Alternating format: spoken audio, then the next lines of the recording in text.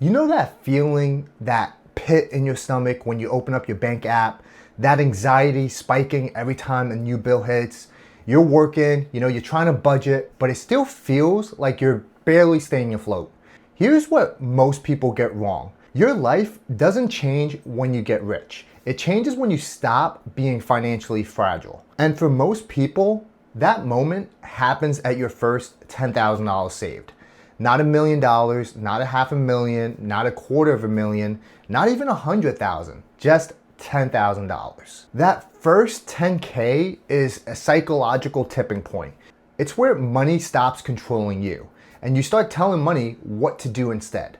Today, I'm breaking down why everything changes after your first $10,000 saved, mentally, emotionally, and as well financially. And if you're still working towards it, this video will help you understand why it's worth pushing through. Stick with me till the end, because if you don't have your first $10,000 saved, I have an easy breakdown on how you can get that done. I've seen this shift happen hundreds of times, and I've lived it myself. There was a time when one unexpected bill could ruin my entire week, when my bank balance controlled my mood, my confidence, and even my sleep. I constantly called banks to fight overdraft fees or calling credit card companies to fight late fees. And doing that can put you in a place that is mentally draining. Hitting my first 10,000 didn't make me wealthy, but it made me more calm. And calm people make better decisions. And that's what this milestone really gives you. So why is the first 10,000 such a big deal? For millennials and Gen Z dealing with high rent, student loans, job instability, 10,000 is often the first real buffer between you and chaos. Financial experts recommend 3 to 6 months of expenses. That's usually $5,000 to $15,000. $10,000 is right in that sweet spot. Car repairs covered, medical bills manageable, emergency travel handled without a panic and without any debt.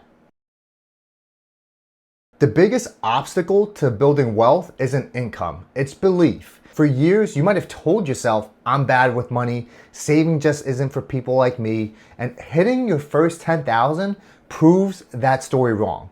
As of late 2025, the personal saving rate in the US, the portion of disposable income people save after taxes and spending, is only around 4%. This means Americans are saving on average about 4 cents for every dollar they bring home.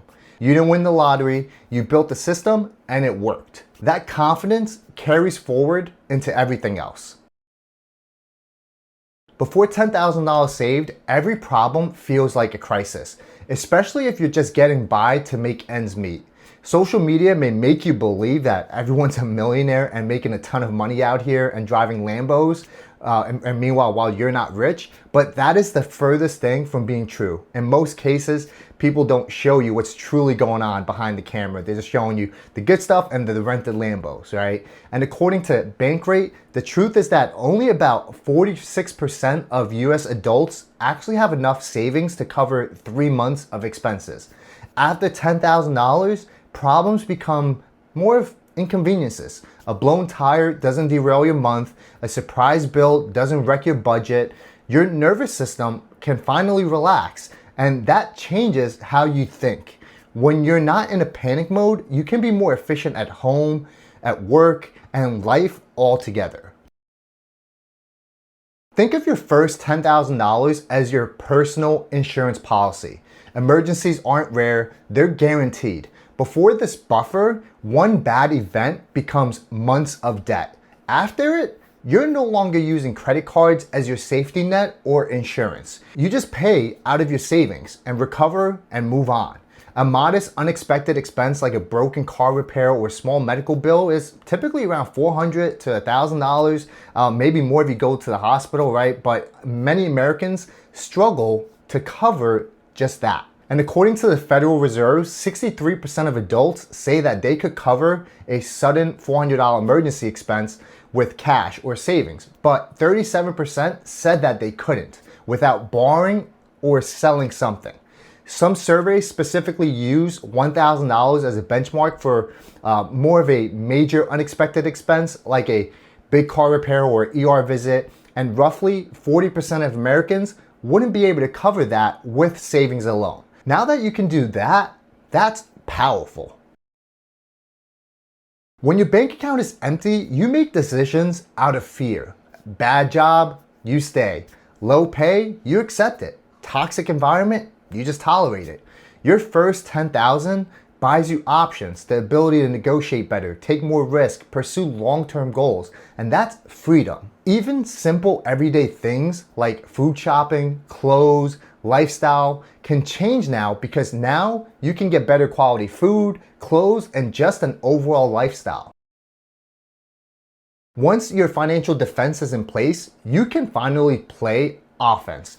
You stop asking, can I afford this today? And start asking, will this pay off long term? Will this allow me to make more money or save more money? Research by Vanguard found that having at least a small emergency fund, like $2,000, the early savings momentum that $10,000 continues, is associated with significant higher financial well-being compared to having none. People with that buffer reported 21% higher financial well-being versus those with no emergency funds. An additional 13% boost if savings covers 3 to 6 months of expenses. So that's what that $10,000 will do. So someone who progresses from no emergency savings to having a cushion, especially $10,000, building up a larger savings often simultaneously sees better financial outcomes overall. Less stress, more stability, more ability to plan, and as well to invest. When money is tight, money feels emotional. Even smaller savings amount like $2,000 are linked to behavioral changes that makes future savings and wealth growth more likely. People with emergency funds spend less time being stressed about finances and less time being distracted at work, less likelihood of financial stress increasing over time. And this stress reduction and mental bandwidth actually frees up capacity to think long term. Investing, career moves, retirement contributions. And wealth builders think long term, not just reacting to everyday fire that pops up and you have to put out.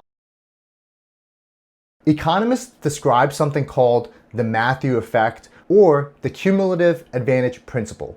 People with more wealth tend to accumulate wealth faster because each additional dollar gives them more capacity to invest, earn returns, and take advantage of opportunities. And this principle is well established in economics and sociology.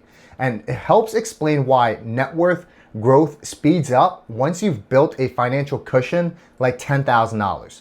Because that cushion becomes a capital that you can deploy or protect rather than liabilities you need to guard against.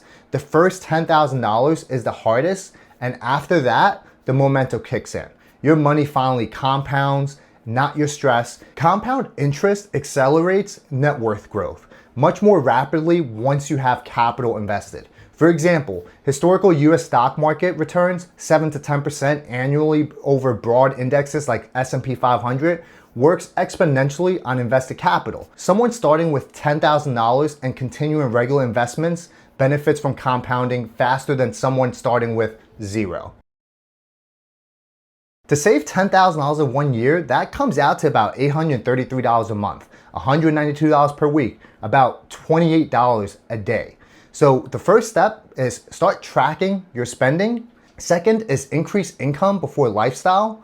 And third is automate savings. And fourth is gamify progress, because progress beats perfection.